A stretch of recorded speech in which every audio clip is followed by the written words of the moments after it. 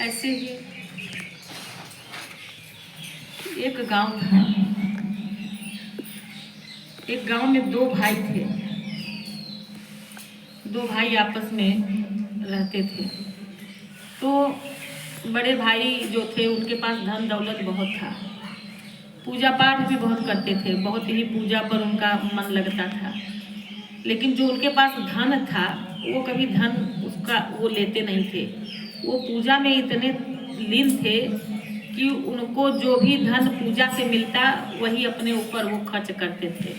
बाकी घर में जो धन था पहले का उसको कभी अब खुद से यूज नहीं किए, लगाए नहीं अपने भोजन में, कपड़े में, कहीं नहीं। बस जो भगवान को चढ़ता वो ले आकर के उसमें से जो दान कर पाते करते, बाकी का बचा हिस्सा खुद खाते थे।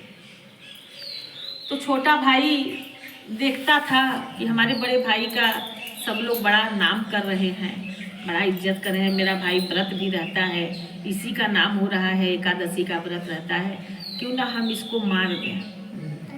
तो एक रात उसका छोटा भाई उसको मार करके ख़त्म कर दिया और ख़त्म करके उसको ले गया पीपल के पेड़ के नीचे दफना दिया, मतलब खन करके वहीं पर गाड़ दिया पीपल के पेड़ के नीचे। वो वहीं पड़ा था।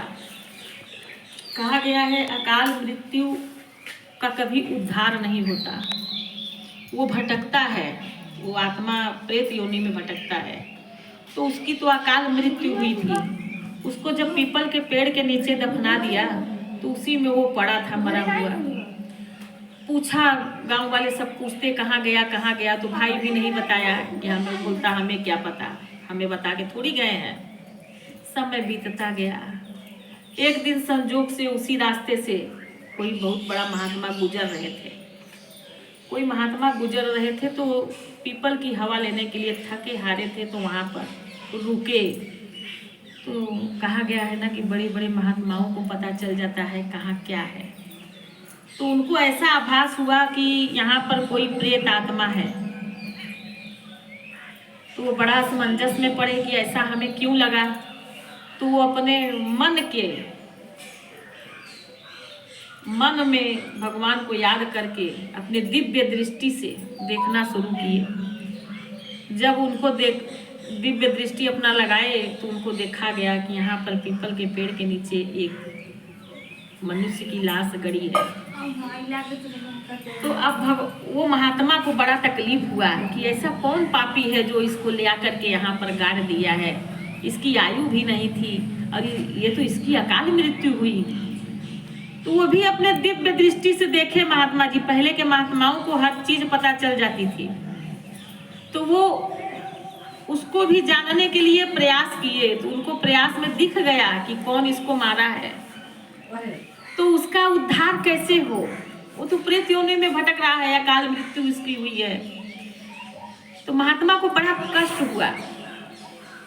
तो महात्मा जी सोचे कि अब हम क्या ऐसा काम करें कि ये जो है इस नरक से निकल जाए, इसका उद्धार हो जाए, क्या हम उपाय करें। तो महात्मा को याद आया कि परसों जो है अपरा एकादशी है, अचला एकादशी, उसको हम व्रत रख करके और सारा पुण्य हम अपना इसी को दे देंगे जो मरा हुआ लाश दफनाया हुआ है। महात्मा जी सोच रहे हैं कि हम उस दिन सारा दिन व्रत रहेंगे और जो भी हम पुण्य कमाए हैं इतना दिन में, और अपरा एकादशी का भी व्रत का रख करके व्रत का भी पुण्य जो हमको मिलेगा दिन भर में, रात भर में, हम उसको भी इसी के खाते में डाल देते हैं। वही वो महात्मा जी किए। दिन भर व्रत थे अचला एकादशी का, पूरी रात बीत गई। सुबह उनके खाता में सारा अपना पुण्य भगवान से बोल करके, देवाधिदेव महादेव जी से बोल करके उसके खाता में डाल दिया गया कि ये जो कोई भी है इसका बाबा आप उद्धार कीजिए। भगवान से वो महात्मा जी बोले। तो भगवान पुष्पक विमान भेज दिए। ऊपर से पुष्पक विमान आ गई और जमीन के अंदर से लाश अपने आप मिट्टी हट गया, उसमें से जिंदा लाश निकल रहा है। वो लाश क्या निकल रहा है, उसकी आत्मा निकल रही है, उस मनुष्य की आत्मा निकल रही है और बढ़िया एकदम मनुष्य की तरह। तो वो पुष्पक विमान में बैठा और उस महात्मा जी को कोटि कोटि प्रणाम कर रहा है कि बाबा आप कहाँ से आए, आप कौन हैं, आज तो हमारा आप उद्धार किए, आप आज मेरा इतना बड़ा उद्धार कर दिए, मैं तो वहीं तड़प रहा था, आपको मैं कोटि कोटि प्रणाम करता हूँ। महात्मा जी बोले बस ये मेरा कार्य था, तू अपने जीवन में बहुत अच्छा कार्य कर रहा था, ये मैंने अपने दिव्य दृष्टि से देखा, इसी वजह से तुझको अपना पुण्य मैं तेरे खाते में डाला तेरा उद्धार करने के लिए, इसीलिए तेरा उद्धार हुआ। बोलो शिवाय शिवाय शिवाय, ओम नमः शिवाय, शिवाय शिवाय शिवाय, ओम नमः शिवाय, शिवाय शिवाय शिवाय, ओम नमः शिवाय, शिवाय शिवाय ओम नमः शिवाय, शिवाय शिवाय शिवाय, ओम नमः शिवाय, बोलो शिवाय शिवाय शिवाय, ओम नमः शिवाय, हरि बोल, शिवाय शिवाय शिवाय, ओम नमः शिवाय।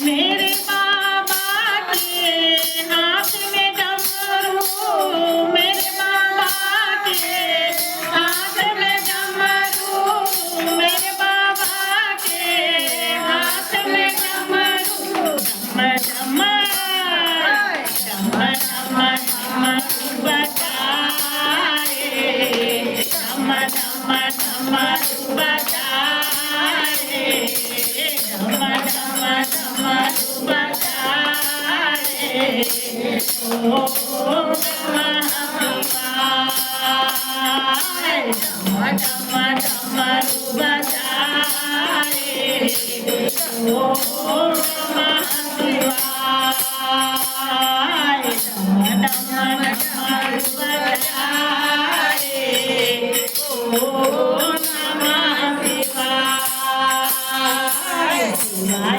शिवाय शिवाय, ओम नमः शिवाय, बोलो शिवाय शिवाय शिवाय, ओम नमः शिवाय, बोलो शिवाय शिवाय शिवाय, ओम नमः शिवाय।